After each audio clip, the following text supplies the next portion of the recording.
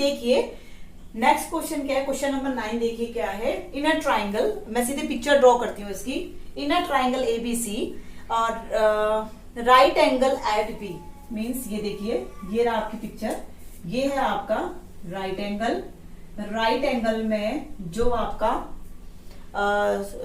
आपका right angle triangle है और राइट एंगल आपका कहाँ पे, बी पे, और ये हो जाएगी आपकी ए, ये हो जाएगी आपकी बी, ये हो जाएगी आपकी सी।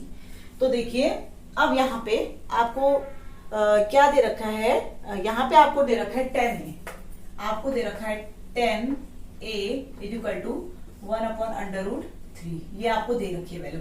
तो 10 इक्वल टू आपको पता है कि ये क्या है आपका परपेंडिकुलर है, ये आपका बेस है। तो परपेंडिकुलर की जगह पे आप क्या लिख सकते हैं 1, और बेस की जगह पे आप क्या लिख सकते हैं √3। तो ये हो गया। तो सबसे पहले आपको पता है कि आपको क्या फाइंड आउट करना है, 10 फाइंड आउट करना है।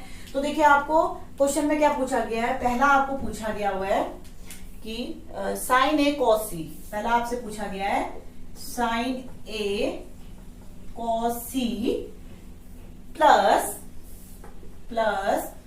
कॉस ए साइन सी, ये आपसे पूछा गया है। अब देखिए इसमें आपको दो एंगल दिख रहे हैं, एक एंगल दिख रहा है ए, एक दिख रहा है सी। तो हम क्या करेंगे, यहाँ पे दोनों के रिस्पेक्ट में हम देखेंगे। तो सबसे पहले हम करते हैं साइन ए। देखिए साइन ए क्या होगा, साइन ए ये रहा, साइन ए कैसे होगा आपका, यहाँ पे साइन इक्वल टू होता है परपेंडिकुलर अपॉन हाइपोटेन। तो देखिए सबसे पहले आपको यहाँ पे क्या निकालना होगा, हाइपोटेन फाइंड आउट करना पड़ेगा। तो सिंपल पाइथागोरस थ्योरम क्या कहती है, देखिए अब मैं इसका शॉर्ट नेम लिख लेती हूँ, पाइथागोरस थ्योरम। तो देखिए यहाँ पे आपका पाइथागोरस थ्योरम क्या कहती है कि हाइपोटेन का square is equal to perpendicular का स्क्वायर प्लस बेस का स्क्वायर। हाइपोटेन यहाँ पे आपको फाइंड आउट करना है। हाइपोटेन फाइंड आउट करने के लिए परपेंडिकुलर देखिए कितना है आपका 1 का स्क्वायर प्लस √3 का स्क्वायर। अब देखिए 1 का स्क्वायर 1, √3 का होता है नॉर्मल 3। √3 का क्या होता है, अंडर में जब अगर अंडर के स्क्वायर करने पे अगर सेम नंबर का हम स्क्वायर करते हैं तो वहां पे नॉर्मल नंबर आ जाता है। तो 3 + 1 कितना हो गया आपका 4, ये आपका हाइपोटेन निकल गया, यानी आपका ये क्या निकल गया AC स्क्वायर। AC आपका स्क्वायर कितना निकल गया 4।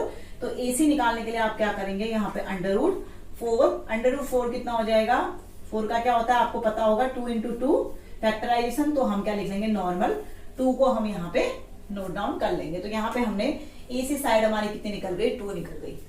ठीक है, तो अब देखिए हम यहाँ पे वैल्यू को रखते हैं। तो देखिए सबसे पहले साइन ए, साइन ए मीन्स कि ए के रिस्पेक्ट में हमें ए एंगल है, तो ए एंगल ये रहा। अब साइन इक्वल टू होता है perpendicular upon hypotenuse, perpendicular is 1 and hypotenuse is 2। तो ये लिख लेंगे हम 1/2। अब देखिए इन दोनों के बीच में कोई साइन नहीं है, तो हमेशा क्या लिखते हैं यहाँ पे multiply. Cos C means angle C, angle C cos C है। तो कॉस सी मतलब कि कॉस इज इक्वल टू होता है बेस अपॉन हाइपोटेन। तो यहाँ पे हम कर देंगे base upon hypotenuse. Angle C के रिस्पेक्ट में बेस होगा आपका BC और हाइपोटेन होगा आपका AB। तो देखिए यहाँ पे आपका बेस होगा आपका BC एंड हाइपोटेन होगा आपका AB।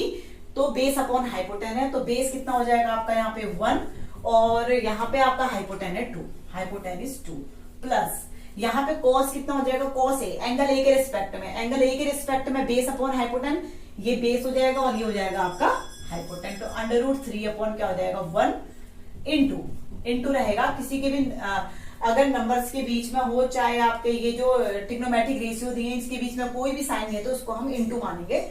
और साइन सी मीन्स सी के रिस्पेक्ट, सी एक एंगल है, इसके रिस्पेक्ट में परपेंडिकुलर अपॉन हाइपोटेन क्या होगा, this is perpendicular and this is ये बेस, दिस इज हाइपोटेन। तो ये क्या हो जाएगा आपका, देखिए तो आपका परपेंडिकुलर क्या हो जाएगा √3 एंड हाइपोटेन इज 2, हाइपोटेन दोनों के लिए सेम रहता है। तो यहाँ पे आपका देखिए अब हम वैल्यू रखते हैं, फिर 1 कितना हो जाएगा ये 4, 2 2 जा 4 प्लस √3 × √3 कितना हो जाएगा आपका यहाँ पे √3 × 3 हो जाएगा और 2 1 जा 2 हो जाएगा। अब देखिए इसका एलसीएम आप कितना लेंगे, एक बार हम फिर से इस वैल्यू को चेक कर लेते हैं, कहीं पे कुछ देख लेते हैं एक बार। 1/√3 परपेंडिकुलर अपॉन बेस हो गया, यहाँ पे ये हो जाएगा 1/2 × 1/2 साइन ए के रिस्पेक्ट में, साइन ए ये रहा, ए के रिस्पेक्ट में परपेंडिकुलर अपॉन हाइपोटेन, ठीक है। देन कॉस सी आपका क्या हो गया कॉस ए रहा, cos A base upon hypotenuse, ठीक है। अब यहाँ पे आपका देखिए आपका है cos A, yes cos A क्या हो गया आपका, कॉस ए मतलब कि ए के रिस्पेक्ट में बेस अपॉन हाइपोटेन, सॉरी हाँ यहाँ पे आपका क्या था, हाइपोटेन आपका कितना था, 2 था। तो और ये क्या हो गया साइन सी मतलब कि यहाँ पे हमारा सी है, सी के रिस्पेक्ट में हमारा साइन होता है परपेंडिकुलर अपॉन हाइपोटेन। देखिए अब ठीक है, फिर यहाँ पे आपका हो जाएगा 3/2 जा 4 हो गया। तो देखिए इन दोनों का एलसीएम कितना हो गया, 4 हो गया, सॉरी एलसीएम नहीं लगे, यहाँ पे सेम नंबर है तो ये 4 हो गया, और 3 + 1 कितना हो गया आपका 4, तो 4/4 = हो गया आपका 1। तो देखिए ये क्या हो गया आपका आंसर कितना निकल गया 1। तो इसे आप नोट डाउन कर लिया। अब इसका सेकंड पार्ट करते हैं हम। क्वेश्चन यही है, हमें सेम चीज यही करनी है। अब हम करते हैं सेकंड पार्ट। देखिए सेकंड पार्ट क्या पूछा गया है, इसका सेकंड पार्ट हमसे ये पूछा गया है, क्या पूछा गया है दूसरा, कॉस ए, आपसे सेकंड क्या पूछा गया है, कॉस ए और cos A dot cos C minus sine A और sine A and sine C. तो देखिए कॉस ए के रिस्पेक्ट में cos = base upon hypotenuse, base upon hypotenuse, तो √3/2 ये हो जाएगा आपका √3/2 इंटू कॉस सी के रिस्पेक्ट में बेस अपॉन हाइपोटेन, तो बेस अपॉन हाइपोटेन क्या हो जाएगा आपका 1/2 minus sine A = perpendicular upon hypotenuse, A is angle, so perpendicular upon hypotenuse, perpendicular is 2, 1 and 2, 1 क्या हो जाएगा 2 इंटू एंड साइन सी, इसके रिस्पेक्ट में आपका क्या हो जाएगा perpendicular is A B and hypotenuse is 2, तो √3/2 दिस। अब हम क्या करेंगे, देखिए √3 × 1 √3, 2 2 जा 4 माइनस √3 × 1 √3, 2 2 जा 4। अब देखिए आपके प्लस माइनस में सेम नंबर है तो आप सीधे भी इसको कैंसिल कर सकते हैं, √3/√3 क्या आ गया आपका आंसर 0। तो ये हो गया आपका इसका आंसर। इसका पहले का आंसर निकला था और ये 1 निकला था, एंड सेकंड का आंसर ये आपका 0 निकल गया। तो आप इसको नोट डाउन कर सकते हैं। अब देखिए इस एक्सरसाइज का लास्ट क्वेश्चन है, देन उसके बाद ट्रू एंड फॉल्स है। ट्रू एंड फॉल्स में इतनी जरूरत नहीं है, लेकिन हम इसका जो 10th क्वेश्चन है वो कंप्लीट करते हैं। तो देखिए लास्ट क्वेश्चन आपका क्या है,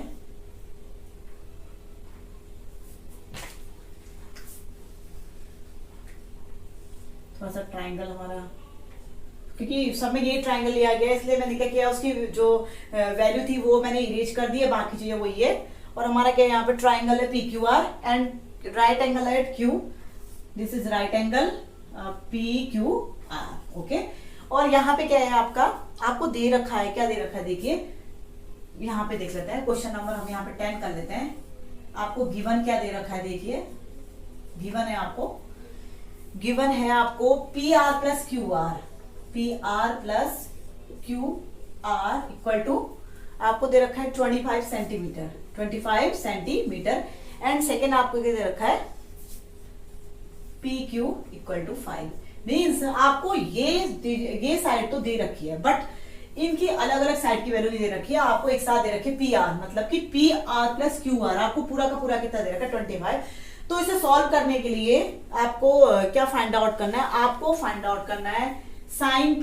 देखिए फाइंड क्या करना है आपको, यहीं पे लिख लेती हूँ मैं, फाइंड करना है आपको साइन P करना है कॉस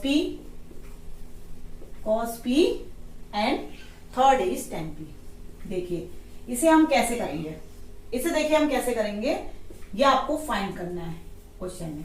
तो देखिए कैसे करेंगे, अब यहाँ पे सबसे पहले तो आप क्या करेंगे, सिंपल हम इसमें क्या करेंगे, पाइथागोरस थ्योरम लगाएंगे। तो हम यहीं से स्टार्ट करते हैं। देखिए पाइथागोरस थ्योरम,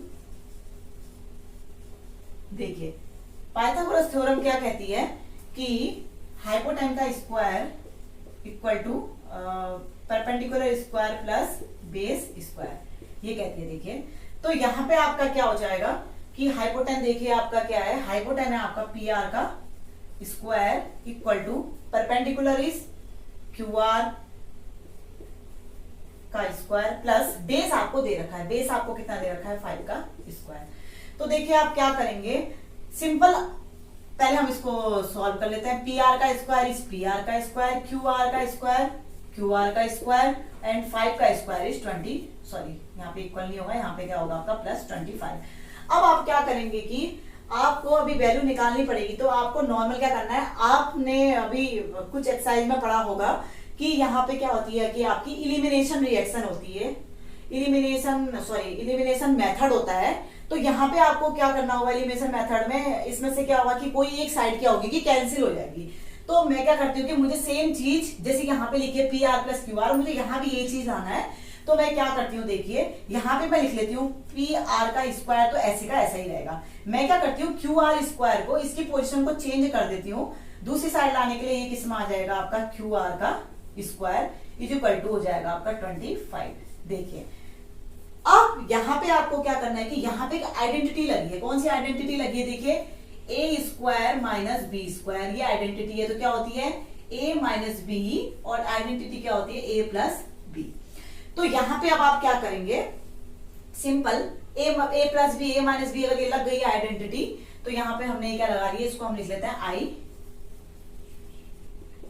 आइडेंटिटी लगा ली।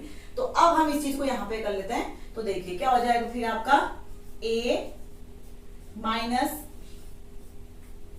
बी और क्या हो जाएगा आपका ए प्लस बी इक्वल टू आपका क्या हो जाएगा 25। ये मैं आइडेंटिटी को मैं क्या करती हूँ, उसको ब्रैकेट के अंदर डाल देती हूँ। इसको आप चाहे तो आप साइड पे भी लिख सकते हैं।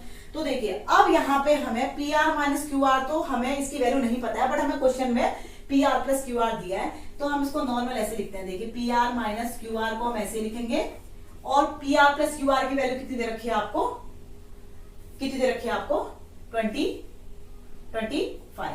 और इक्वल टू आपके पास क्या है 25। अब देखिए ये इसके साथ मल्टीप्लाई में, तो अपनी पोजीशन को चेंज करेगा तो किस में जाएगा, ये डिवाइड में। तो ये क्या हो जाएगा P R minus Q R equal to 25 upon 25।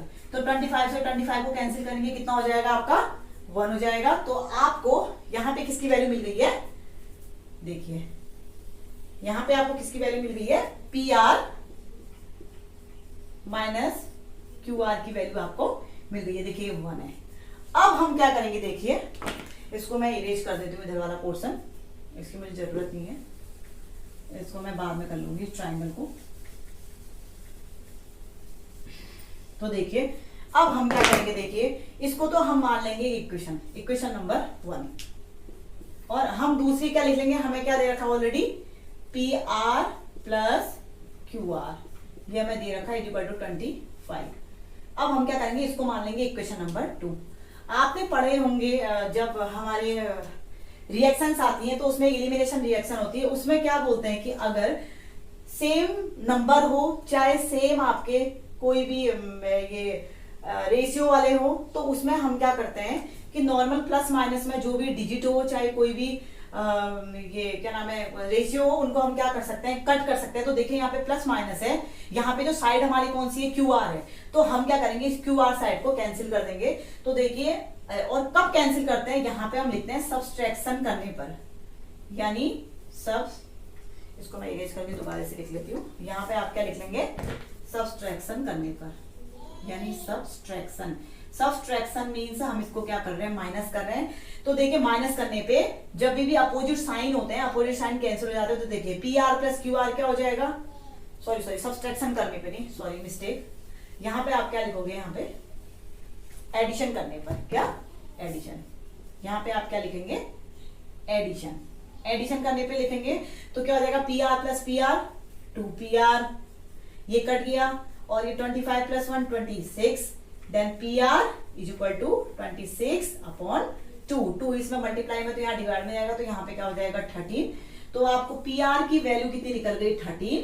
तो देखिए अब आपकी पी आर की वैल्यू आ गई, तो आप किसकी वैल्यू निकाल सकते हैं, इस तरह से आप निकाल सकते हैं, आप किसको फाइंड आउट कर सकते हैं। देखिए पी क्यू हमें पता है, पी आर पता है, देन हमारा क्या बचा क्यू आर। तो देखिए क्यू आर की वैल्यू हम कैसे निकालेंगे, ये हमारी पी आर की वैल्यू निकल गई, तो हम इसको क्या करेंगे, इसको हम पी आर की वैल्यू को इक्वेशन नंबर 1 में पुट कर देंगे। तो लिखेंगे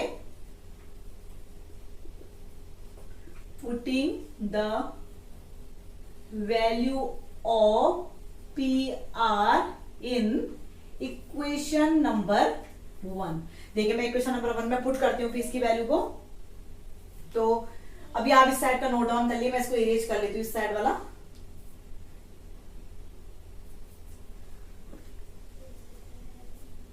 अब मैं क्या करती हूं, अगर आपको ये देखना हो तो आप वीडियो को स्टार्टिंग से फिर से देख सकते हैं। तो यहां पे मैं इसे इरेज कर देती हूँ, मैं इसके आगे का सॉल्व इस साइड करती हूँ। Putting the value of P R in equation number 1, equation number P मतलब इक्वेशन नंबर 1 इज दिस। तो P R minus Q R equal to 1। तो पी आर की वैल्यू देखिए कितनी है 13, और क्यू आर की वैल्यू आपको फाइंड आउट करनी है। तो ये हो जाएगा 1। अब देखिए 13 को हम दूसरी उसकी पोजीशन को चेंज कर रहे हैं, तो ये प्लस में, तो यहाँ किस में आ जाएगी, ये माइनस में। तो देखिए माइनस का क्यू आर इक्वल टू कितना हो जाएगा, माइनस का 12। तो माइनस से माइनस क्या हो गया, कैंसिल। तो क्यू आर इक्वल टू कितनी निकल गई आपकी 12। तो क्यू आर की वैल्यू आपकी कितनी निकल गई 12। तो देखिए अब आपको तीनों वैल्यू पता चल गई है। तीनों वैल्यू क्या पता चल गई है, देखिए आपको। अब मैं एक बार इस वैल्यू को एक साइड पे लिख लेती हूं, आप ये नोट डाउन कर लीजिए।